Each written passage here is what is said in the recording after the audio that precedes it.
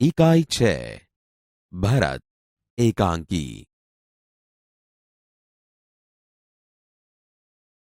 दृश्य एक बालक सिंह के बच्चे को घसीटते हुए लाता है और दो तपस्विनियां उसे रोकती हुई आती है। राजा दुष्यंत पेड़ की ओट से उन्हें देख रहे हैं।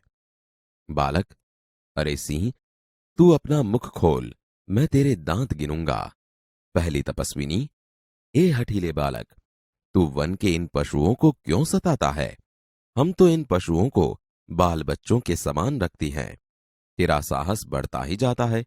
तेरा नाम ऋषियों ने सर्वदमन रखा है, सो ठीक ही है। दुष्यंत उनकी बातें सुनकर स्वयं से, आहा, क्या कारण है कि मेरा स्नेह इस बालक की ओर उमड़ सा आता है? दूसरी तपस्विनी, तू तो इस बच्चे को छोड़ न देगा तो सिंहनी तुझ पर दौड़ेगी। बालक मुस्कुराकर, ठीक है, सिंहनी का मुझे ऐसा ही डर है। मुंह चिढ़ाता है। दुष्यंत आश्चर्य से, यह बालक अवश्य किसी तेजस्वी वीर का पुत्र है। इसका मुख अग्नि के समान दमक रहा है। पहली तपस्विनी, हे प्यारे बालक, सिंह के बच्चे को छोड़ दे, मैं तुझे खिलौना दूंगी। बालक हाथ पसार कर, पहले खिलौना दे दो, लाओ कहां है? दुष्यंत दूर से बालक की हथेली को देखकर स्वयं से, आहा, इसके हाथ में चक्रवर्तियों के लक्षण है। उंगलियों पर कैसा अद्भुत जाल है और हथेली की शोभा प्रातः कमल को भी लज्जित कर रही है। दूसरी तपस्विनी, हे सखी सुव्रता, यह बातों से न मानेगा। जा, मेरी कुटिया में ऋषि कुमार के खेलने के लिए मिट्टी का मोर रखा है, उसे ले आ। पहली तपस्विनी, मैं अभी लिए आती हूं। जाती है। बालक, तब तक मैं इसी सिंह के बच्चे के साथ खेलूंगा। यह कहकर तपस्विनी की ओर देखकर हंसता है। दुष्यंत, आप ही आप, इस सुंदर बालक से खेलने को मेरा मन कैसा ललचाता है। आह भरकर, धन्य है वे मनुष्य जो अपने पुत्रों को गोद में लेकर उनके अंग की धूलि से अपनी गोद मैली करते हैं और पुत्रों के मुख अकारण हंसी से खुलकर उज्जवल दांतों की शोभा दिखाते और तुतले वचन बोलते हैं। दूसरी तपस्विनी, क्यों रे ढीठ, तू मेरी बात कान नहीं धरता? इधर उधर देखकर, कोई ऋषि कुमार यहां है? दुष्यंत को देखकर, हे महात्मा, तुम ही आओ और कृपा करके इस बली बालक के हाथ से सिंह के बच्चे को छुड़ाओ। दुष्यंत, अच्छा। बालक के पास जाकर और हंसकर, हे ऋषि कुमार, तुमने तपोवन के विरुद्ध यह आचरण क्यों सीखा है जिससे तुम्हारे कुल की लाज जाती है? यह तो कोई अच्छी बात नहीं है। बच्चे ने सिंह के बच्चे को छोड़ दिया। दूसरी तपस्विनी, हे बड़भागी, यह ऋषि कुमार नहीं है। दुष्यंत, सत्य है, उसके काम ही ऐसे साहस के हैं। यह ऋषि कुमार नहीं जान पड़ता, परंतु मैंने तपोवन में वास देखकर इसे ऋषिपुत्र जाना था। बच्चे की हथेली को अपने हाथ में लेकर स्वयं से, आहा, जब इसका हाथ छूने से मुझे इतना सुख हुआ है तो जिस बड़भागी का यह बेटा है उसे कितना हर्ष होता होगा। दूसरी तपस्विनी दोनों की ओर देखकर, बड़े अचंभे की बात है। दुष्यंत, तुम्हें क्यों अचंभा हुआ? दूसरी तपस्विनी, इसलिए हुआ कि इस बालक की और तुम्हारी सूरत बहुत मिलती है और तुम्हें जाने बिना भी इसने तुम्हारी बात मान ली। दुष्यंत बच्चे को गोद में उठाकर, हे तपस्विनी, जो यह ऋषि कुमार नहीं है तो किस वंश का है? दूसरी तपस्विनी, यह पुरुवंशी है। दुष्यंत स्वयं से, इसलिए इसकी सूरत मुझसे मिलती है। बच्चे को गोद से उतारकर, पुरुवंशियों में यह रीति तो निश्चित है कि युवा अवस्था में वे महलों में रहकर पृथ्वी की रक्षा और पालन करते हैं और वृद्धावस्था आने पर वन में जितेंद्रिय तपस्वियों के आश्रम में वृक्षों के नीचे कुटी बनाकर रहते हैं। देवता जैसी शक्ति वाला यह नीडर और असाधारण बालक मनुष्य का पुत्र भला किस प्रकार होगा? दूसरी तपस्विनी, हे परदेशी, तेरा यह संदेह तब मिट जाएगा जब तू जान लेगा कि इस बालक की मां मेनका नामक एक अप्सरा की बेटी है। उसी के प्रताप से इसका जन्म देव पितर के इस तपोवन में हुआ। दुष्यंत मन में यह तो बड़े आनंद की बात सुनाई। इससे कुछ और आशा बढ़ी। इसकी माता किस राजर्षि की पत्नी है? दूसरी तपस्विनी, जिस राजा ने अपनी विवाहिता स्त्री को बिना अपराध छोड़ दिया है, उसका नाम मैं न लूंगी। दुष्यंत स्वयं से, यह कथा तो मुझ पर लगती है। भला अब इस बालक की मां का नाम पूछूं? पहली तपस्विनी मिट्टी का मोर लेकर आई। पहली तपस्विनी, हे सर्वदमन, यह शकुंत लावण्य देख। बालक बड़े चाव से देखकर, कहां है शकुंतला मेरी माता? दूसरी तपस्विनी हंसती हुई, यहां तेरी माता नहीं है, तुम इस नाम से धोखा खा गए। सर्वदमन, मैंने तो कहा ही था मिट्टी के मोर को देख। दुष्यंत स्वयं से, इसकी मां मेरी ही प्यारी शकुंतला है या इस नाम की कोई दूसरी स्त्री है? यह वृतांत मुझे ऐसे व्याकुल करता है जैसे मृग तृष्णा प्यासे हिरन को व्याकुल करती है। बालक खुश होकर, मुझे यह मोर बहुत अच्छा लगता है, खिलौना ले लेता है। पहली तपस्विनी घबराकर, ओह, बालक की बाह से रक्षाबंधन कहां गया? दुष्यंत, घबराओ मत, जब यह नहर से खेल रहा था तब इसके हाथ से गिर गया था, सो वह पड़ा है, मैं उठाकर तुम्हें दिए देता हूं। उठाने के लिए झुकता है।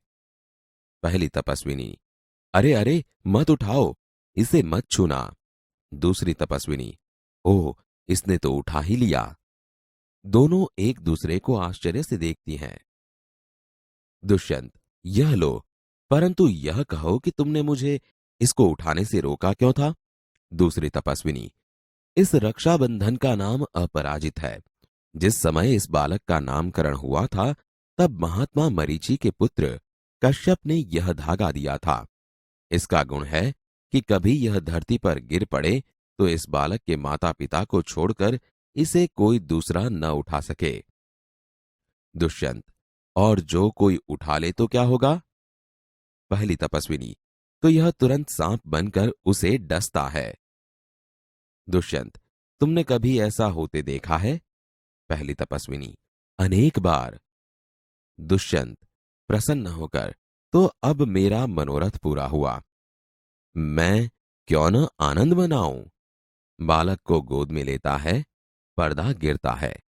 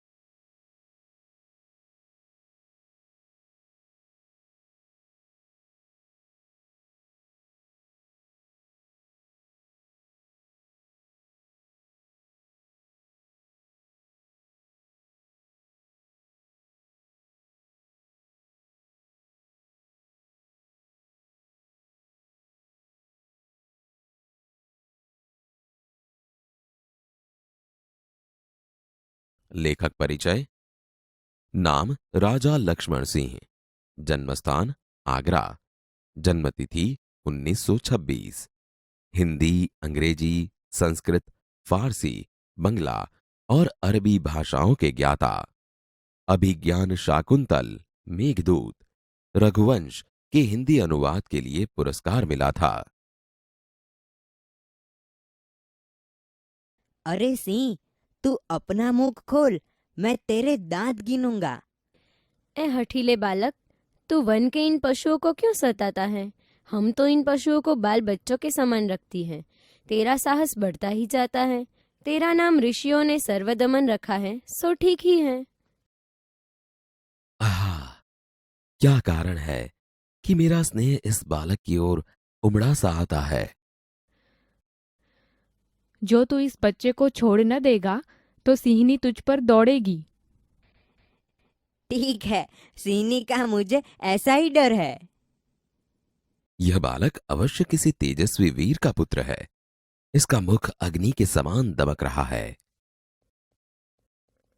हे प्यारे बालक, सिंह के बच्चे को छोड़ दे, मैं तुझे खिलौना दूंगी। पहले खिलौना दे दो, लाओ, कहाँ है? आहा, इसके हाथ में चक्रवर्तियों के लक्षण है। अंगुलियों पर कैसा अद्भुत जाल है और हथेली की शोभा प्रातः कमल को भी लज्जित कर रही है। हे सखी सुव्रता, यह बातों से न मानेगा। जा, मेरी कुटिया में ऋषि कुमार के खेलने के लिए मिट्टी का मोर रखा है, उसे ले आ। मैं अभी लिए आती हूँ। तब तक मैं इसी सिंह के बच्चे के साथ खेलूंगा। इस सुंदर बालक से खेलने को मेरा मन कैसा ललचाता है। धन्य है वे मनुष्य जो अपने पुत्रों को गोद में लेकर उनकी अंग की धूलि से अपनी गोद मैली करते हैं और पुत्रों के मुख अकारण हंसी से खुलकर उज्जवल दांतों की शोभा दिखाते और तुतले वचन बोलते हैं। क्यों रे ढीठ, तू मेरी बात कान नहीं धरता? कोई ऋषि कुमार यहाँ है? हे महात्मा, तुम ही आओ और कृपा करके इस बलि बालक के हाथ से सिंह के बच्चे को छुड़ाओ। अच्छा, हे ऋषि कुमार, तुमने तपोवन के विरुद्ध यह आचरण क्यों सीखा है जिससे तुम्हारे कुल की लाज जाती है? यह तो कोई अच्छी बात नहीं। हे बड़भागी, यह ऋषि कुमार नहीं है। सत्य है, उसके काम ही ऐसे साहस के हैं, यह ऋषि कुमार नहीं जान पड़ता। परंतु मैंने तपोवन में वास देख इसे ऋषिपुत्र जाना था। आहा, जब इसका हाथ छूने से मुझे इतना सुख हुआ है तो जिस बड़भागी का यह बेटा है उसे कितना हर्ष होता होगा। बड़े अचंभे की बात है। तुम्हें क्यों अचंभा हुआ? इसलिए हुआ कि इस बालक की और तुम्हारी सूरत बहुत मिलती है और तुम्हें जाने बिना भी इसने तुम्हारी बात मान ली। हे तपस्विनी, जो यह ऋषि कुमार नहीं है तो किस वंश का है? यह पुरुवंशी है। इसीलिए इसकी सूरत मुझसे मिलती है। पुरुवंशियों में यह रीति तो निश्चित है कि युवा अवस्था में वे महलों में रहकर पृथ्वी की रक्षा और पालन करते हैं और वृद्धावस्था आने पर वन में जितेंद्रिय तपस्वियों के आश्रम में वृक्षों के नीचे कुटी बनाकर रहते हैं। देवता जैसी शक्ति वाला यह निडर और असाधारण बालक मनुष्य का पुत्र भला किस प्रकार होगा? हे परदेशी, तेरा यह संदेह तब मिट जाएगा जब तू जान लेगा कि इस बालक की माँ मेनका नामक एक अप्सरा की बेटी है। उसी के प्रताप से इसका जन्म देव पितर के इस तपोवन में हुआ। यह तो बड़े आनंद की बात सुनाई। इससे कुछ और आशा बढ़ी। इसकी माता किस राजर्षि की पत्नी है? जिस राजा ने अपनी विवाहिता स्त्री को बिना अपराध छोड़ दिया है, उसका नाम मैं ना लूंगी। यह कथा तो मुझ पर लगती है। भला अब इस बालक की मां का नाम पूछो। हे सर्वदमन, यह शकुंत लावण्य देख। कहाँ है शकुंतला, मेरी माता? यहाँ तेरी माता नहीं है। तुम इस नाम से धोखा खा गए सर्वदमन। मैंने तो कहा था मिट्टी के मोर को देख, इसकी मां मेरी ही प्यारी शकुंतला है या इस नाम की कोई दूसरी स्त्री है।